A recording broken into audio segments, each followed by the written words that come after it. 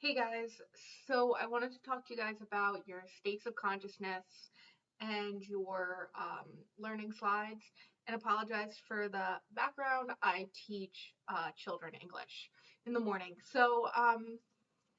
First things first, regarding the exam, a lot of you already saw the correct answers when you completed your exam and it gave you that 18 or whatever low score it gave you before I went in and fixed it. If there are other questions regarding the exam or you weren't able to do an exam review yesterday or anything like that, please contact me and we can talk one-on-one, either on the phone or in Zoom or Skype or something to get you guys, whatever you need to do well. I'm not going to talk much about states of consciousness. That is typically a fun chapter. The one that I am going to spend a lot of time on is the learning chapter. Cognitive psych can be kind of heavy for students, and I know that there's some confusion on things within cognitive psychology, so I'm going to spend maybe 5-10 minutes on states of consciousness and then move on to learning. So sorry it's combined into one, but I thought this might be helpful. So for states of consciousness, I would know those brainwaves. There's a particular slide, I believe it is slide 13, that actually has a nice brainwave review for you. Silly ways, but I remember this is like stage 2, has 2 waves of sleep. So, but I would know those waves, particularly where a lot of the confusion or difficulty that students have is for this exam, you're going to start having scenarios. And sorry, I have a new computer and my camera's up there and I tend to look at myself. So for example, I might give you, I don't know, Mel is a 31-year-old female who has just lost her job, and it takes her more than 30 minutes to fall asleep. And when she does fall asleep, she wakes up multiple times within the evening. What sleep disorder might she have? And you would tell me insomnia. Sorry, I give you a little break so you could answer. Ben is a 50-year-old Caucasian overweight male. He has difficulty breathing when he sleeps. What sleep disorder could he have? Sleep apnea. So these are where those scenarios are going to start coming in, but it's nothing you haven't seen before. And I'm trying to get you guys also in the habit of looking at the videos and reading the slides and reading the textbook as well. A lot of my questions come from those videos and comes from the book. So I have an idea of who's reading and who's not, and who can take the knowledge and apply it. Anybody can regurgitate information, but as a college student, you're supposed to be taking those critical thinking skills, taking the knowledge and applying it into situations. So there's videos within the slides, like the narcolepsy slide, but also ones that are on Canvas. I would strongly watch. As I'm just going through this, sometimes I have little fun facts as your extra credit. You probably noticed you did have 2 extra credit questions on exam 1. You'll have 2 again on exam 2. So, I like these fun facts, like sleepwalkers are not acting out their dreams because sleepwalking almost occurs in non-REM. So non-REM is stages 1 through 4. Obviously, stage 5 is REM.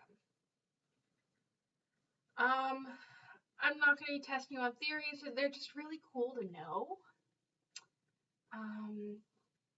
But when we get to drug use, it's really important to know, the substance abuse as well as tolerance and withdrawal. And a lot of you might not be using, a lot of you might be drinking coffee. And when you start drinking coffee or soda or whatever it is, it has caffeine in it, which a lot of people, for some reason, don't consider a drug. But it is. So when you start drinking coffee, you might only have to drink 1 cup of coffee. And then it turns into 3 cups of coffee. that you're building up a tolerance to it. But you can get a withdrawal from coffee. And if you're going to tell me, no, no, no, Professor Chase, that can't happen. My dad drank probably a pot or two of coffee every morning before he went to work. He could not function. So if he didn't have his coffee, he actually started shaking, having nausea, vomiting, very, very irritable guy.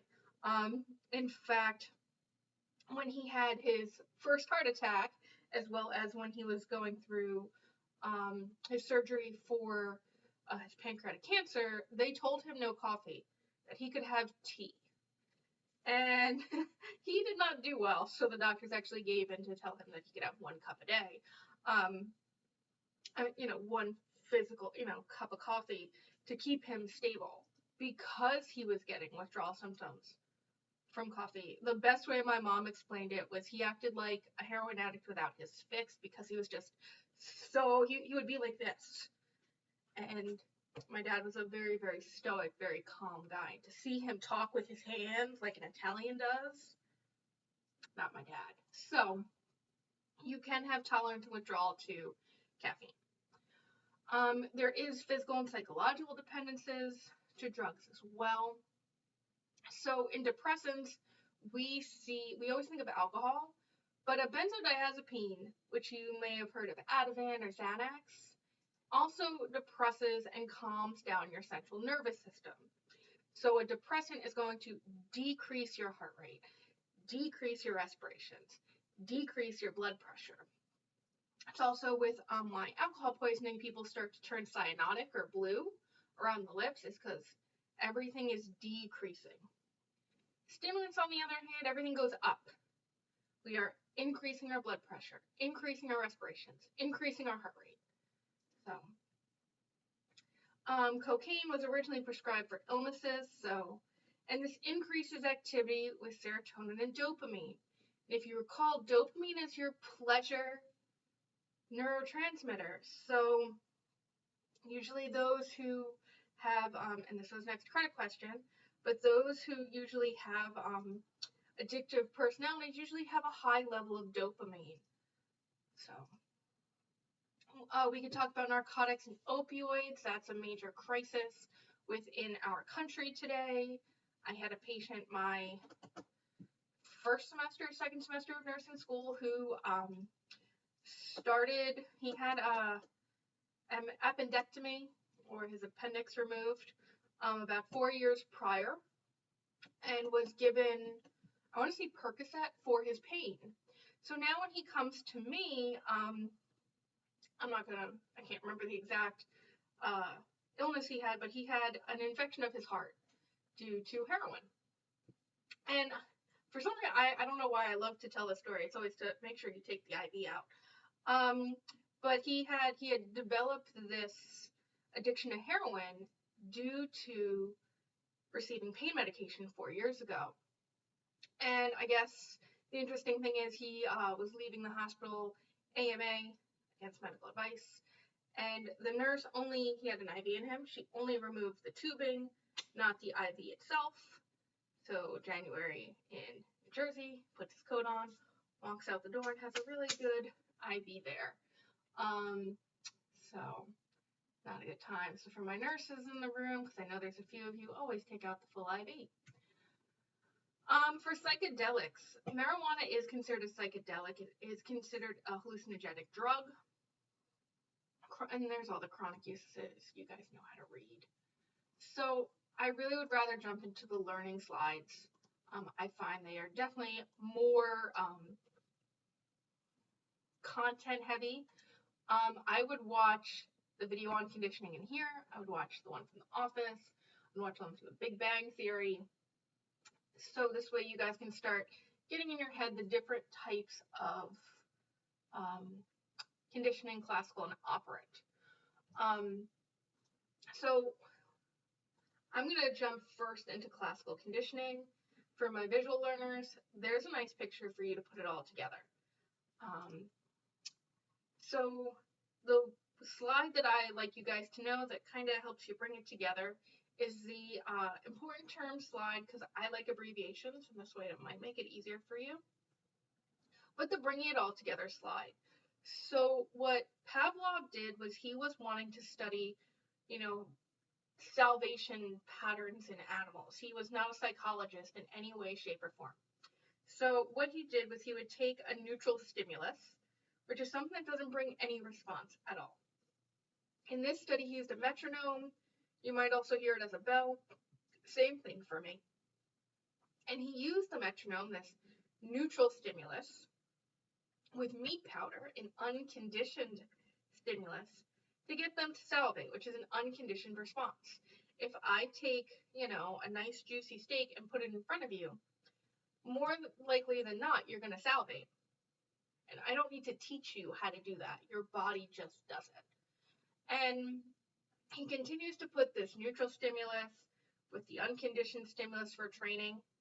And then after a while, just using that neutral stimulus, just hitting the bell, the dogs are salivating without the food.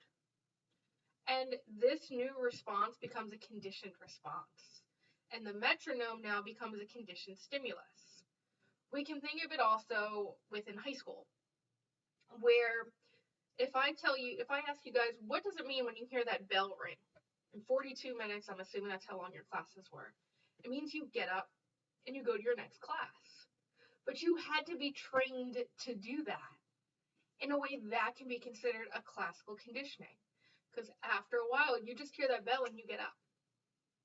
So that bringing it all together slide, circle it, highlight it, flag it. I don't care what you do. I would know that slide. 3 questions from your exam coming right from there. Your conditioned response and your unconditioned response are fairly similar, but they're rarely identical. So even though they're still hearing the bell and they're still salivating, it's not the same amount as if I actually put the food in front of them. So I think there's this meme in your slide. If not, I will, or this little thing from Reddit. So I'm not sure if this belongs here, but I can't stop laughing at it. Our son was born early, so he's in the NICU getting stronger and bigger. My wife has to use a pump for her breast milk to feed him while he's in there. And while she does it at home, she watches Netflix on her PS4. I have the original PlayStation startup sound for it to play upon the power-up. Today that we discovered that because of her routine, instead of the sound of the baby crying, she starts to lactate at the original PlayStation startup noise. We tested it a few times, I even played it on my phone, and she started leaking. This is hilarious to me, but she's a little miffed. In a way, that can also be considered classical conditioning. So there are principles of classical conditioning. So an acquisition is really trying to learn that. It's that phase where that conditioned response is established. And as we keep putting the conditioned stimulus and the unconditioned stimulus together, that conditioned response is going to increase.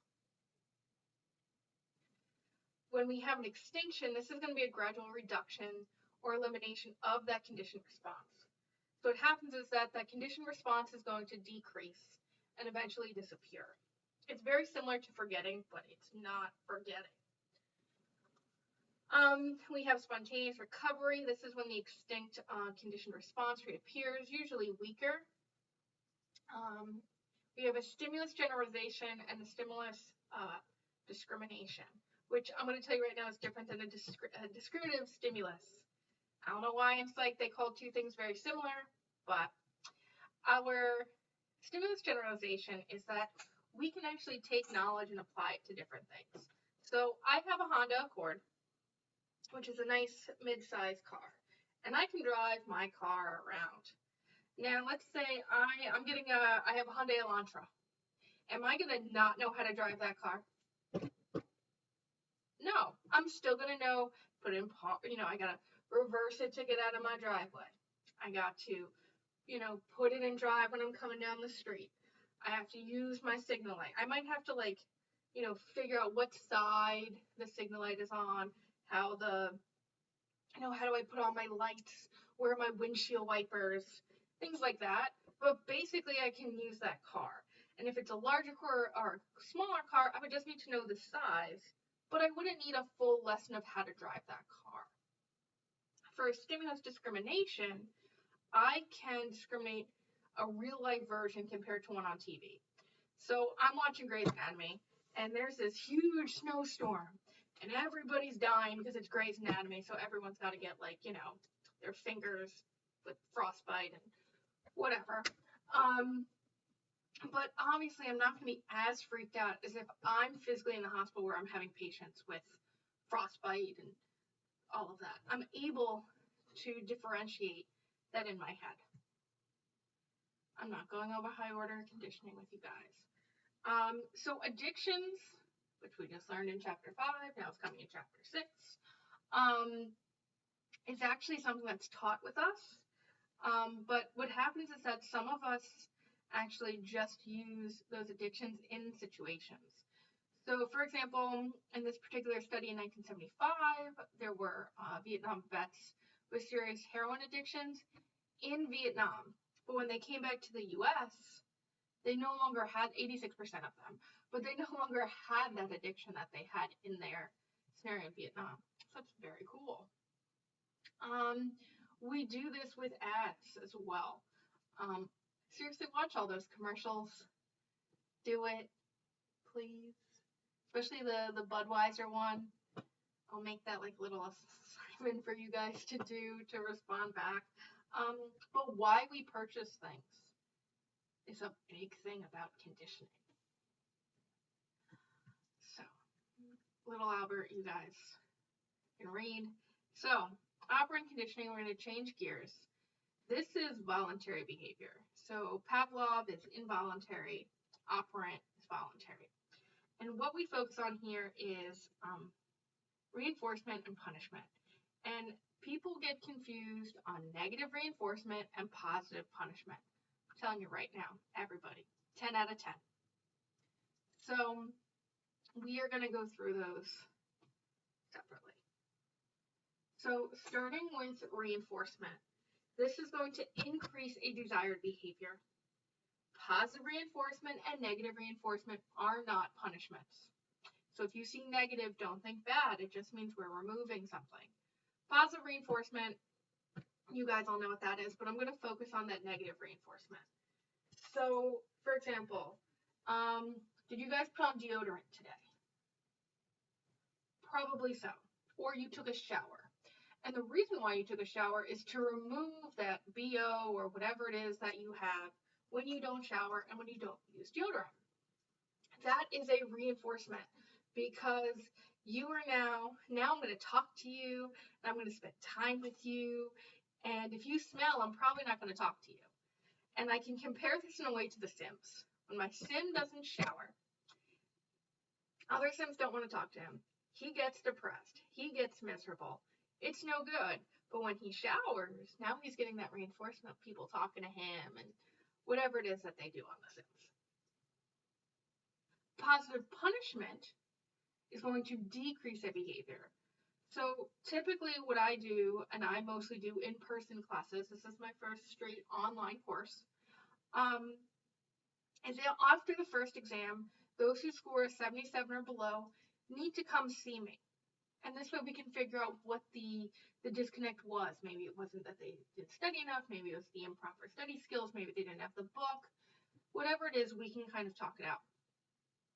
And to me, that's a form of positive punishment. I'm not purposely punishing you, but this is hopefully going to decrease the undesired behavior of you guys getting a low grade. You guys all want A's. No one wants a C. So, now I'm talking like when I teach the kids. Sorry. So an example of this would be like a student getting detention. Negative punishment is what you guys all think about when it comes to punishment, which is taking away that child's toy, taking away the PlayStation, whatever it is to decrease that undesired behavior. Discriminative stimulus is very different. This is a stimulus that signals the presence of reinforcement. So there's that. We also have schedules of reinforcement. So one of the things we want to do is either continuously, we want to continuously reinforce either the behavior, the reinforcement, or the punishment. So for example, I have cats. So Cora's usually the one that's more naughty. So Cora jumps on the counter. I spray her with water. Cora jumps on the counter, I spray her with water. She jumps on the counter, now I don't do anything about it. She jumps on the counter again, I don't do anything. Jumps on the counter again, I spray her with water. She's not gonna learn when I'm on the counter, I'm gonna get sprayed with water because I broke up that reinforcement, that punishment. It's partial, it's occasional. So when we're doing things continuously, there's faster learning. Think of also with reinforcement. If you do something good and I say, oh, good job, and then you do something good and I'm like, meh, and you do it again, okay, and I'm like, meh, and then you do it again, meh, and then you do another time and I'm like, oh, wow, you get a star. You guys probably aren't getting the reinforcement that you need for that faster learning.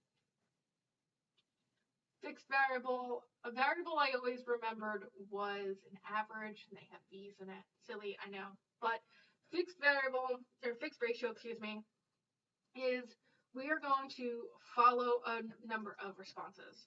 So for example, in applied behavior analysis, which is a treatment or a learning style we use for those on the autism spectrum, is we might hold two things up.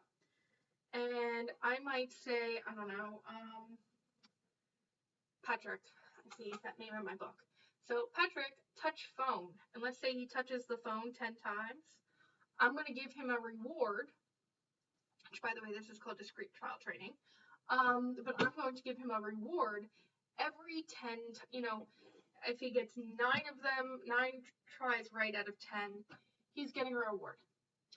With the variable, we're going with an average. So we might go with 80% or 60% or 50%, and then reward.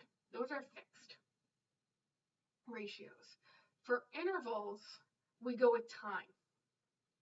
So, it might be for fixed, in 30 seconds, how many times might he touch, phone when I ask him to? And variable, once again, is going to be an average. They both have B's. So shaping and chaining. Yes, this is a form of operant conditioning, but specifically it falls under shaping and chaining.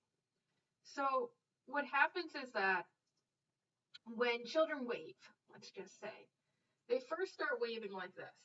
This is not a wave. This is a wave. This is not. So what we do is we reinforce this, but then we might open their hand a bit. And then soon they learn this. This is shaping. Chaining is a number of behaviors to form a long series of behaviors. So, how do you tie your shoes? I don't have shoes up here. I don't even have, what? I'll tie my charger. So, first I'm going to tie these across. I'm going to loop that under. Then I'm going to make a bunny ear, tie around the bunny ear. However it is that you tie your shoes. You just did chaining. So, and it has to be a cue to the next. You can't just go take your strings and then just start doing loops, and it doesn't work that way. You follow a certain order.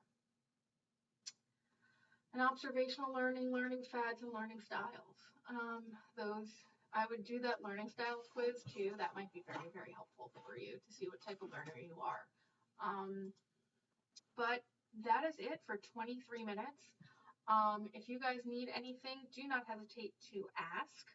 I'm already getting articles for your paper, so you are more than welcome to send those to me. I will gladly, I'm sorry, I'm just opening up YouTube. I will gladly open that up for you. I will definitely look at articles for you and make sure they are okay for you to do your paper on them. Otherwise, you guys have a good Wednesday night, and I think it's Wednesday, yeah. And I'll talk to you guys later. Bye.